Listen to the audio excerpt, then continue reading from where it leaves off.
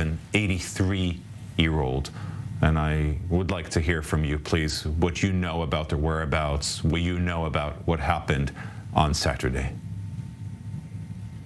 So, first of all, thank you. And what I know is that my grandparents, the last time we've been contact them was Saturday on 9 o'clock in the morning. Since then, we had no contact with them. They are the first house on the fence toward the Gaza border. We know that really so many people came into the kibbutz, and the kibbutz been completely massacre. Was a huge massacre. It was it was like a huge mess. Only 10 people could try to defend the kibbutz. 5 of them are missing. We have about 20 people died, and maybe 80 people for the moment are missing or they are hostages now in Gaza. What kibbutz is this? Can you tell our viewers who are not aware? Yeah, it's in Kibbutz Nir Oz. Mm-hmm. Kibbutz Nir Oz. One of the kibbutzes that were the most hardest affected by this terrible attack. Tell me about these last hours. What do you hear from them Saturday morning? So on Saturday morning, we heard that first of all there were rockets, and then it was people said that the Hamas terrorists came into the kibbutz and started to shooting, kidnapping people, and we had really 6-7 hours that the kibbutz been completely butchered. People were butchered, and we speak about between children of 9 months to 87 years old, which are also kidnapped. You saw the family from the kibbutz, which were all butchered. It was really something like it was like a Holocaust coming inside and feeling no defense. And it was really shocking to be 6-7 hours without any defense from the army. I mean, the government really took the units toward the West Bank, and Gaza, the Gazan border was completely naked almost. I'm not sure they thought how great success they can have. And we feel that really the people that came to the kibbutz, the kibbutzes where Ben Gurion said, and it was his legacy. My grandfather and my grandparents were taking kids and sick people from the Palestinian side to the hospitals in Israel. They sacrificed their life for the kibbutz and for humanity and for peace. And now they are there. And I really want to call all the people of the Arab countries, all the leaders, for those people are people of peace. They are people who always been really supporting Palestine and did everything there. And now they are missing and they are sick, and they took babies and families, and the stories are horrible. I'm hearing a lot in hotel, Yam Suf Hotel, where Kibbutz Nir Oz are staying, those who survived. I never thought in my life I would have to say those words. Those people who survived, and really this country, Benjamin Netanyahu was negotiating for years with the Hamas, and this country left us alone. For what? For doing Sukkot, to protect Sukkot in Hawara instead of 2,000 people partied, amazing people, and all those people from the kibbutz. I mean, really, anybody, all the leaders of the world, what happened in Israel on that date is just the most terrifying thing. It is not even a nightmare. It's a black nightmare. It's nightmare who not exist. Something that did not exist in our dreams as kids. We could dream that some terrorists will come to the kibbutz, and few of them will come. Okay, so one house, two, something can happen. We know with that area, but this kind of thing nobody could ever think of. Where was the Air Force? Where was the army?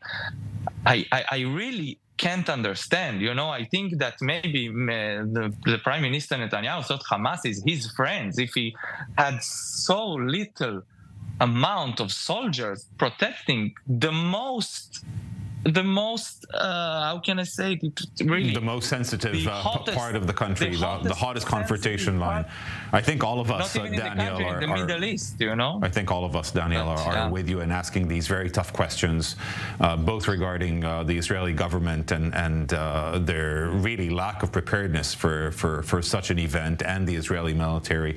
And I also hear your criticism that we've also heard from others about the military not being prepared there and focusing on the West Bank at this time rather than defending the communities on the border with Gaza. And and now on we are really facing a very problematic time. We have our kids, babies, grandparents. We want to ask the government, really, before you are striking Gaza like crazy and vanishing the Hamas, we want to know what's happened. We want to make a deal with those people. You have to be now with the full protection for the hostages. You have your responsibility for those hostages. It's not only men. This is elderly, it's babies, it's sick people. All the world, I really call all the leaders of the world, the leaders of the Arab countries, the leaders of the Arab world, do everything you can to make sure those hostages are alive, they get their medicine, and do everything to release them. Tell us more about your grandparents. They're 85 and 83 years old, I understand. They've been in the kibbutz for years. As you said, they were peace activists. They were helping take patients from Gaza to hospitals in Israel. What else can you tell us about them? First of all, they came to the kibbutz, in 1955 and 1957. Really, they made a kibbutz. They built it. They came there with their agenda, with those everything the kibbutz means. So they came on that time, and my grandfather is as well a journalist who was working in a few Israeli newspapers, and he was a peace activist all over the world, human rights activist all over the world. He was doing everything to have the Bedouins their rights, for the Palestinian rights, but for everyone's rights, also for the Israeli people rights. He was the guy to do what is right. And he said to me one time, he said, my biggest fear is that thousands of people will come to the Gaza Strip and will stand on the fence and will start to cross it, and we will have to take up helicopters and aircraft, and we will have to shoot them because we can't let them go in.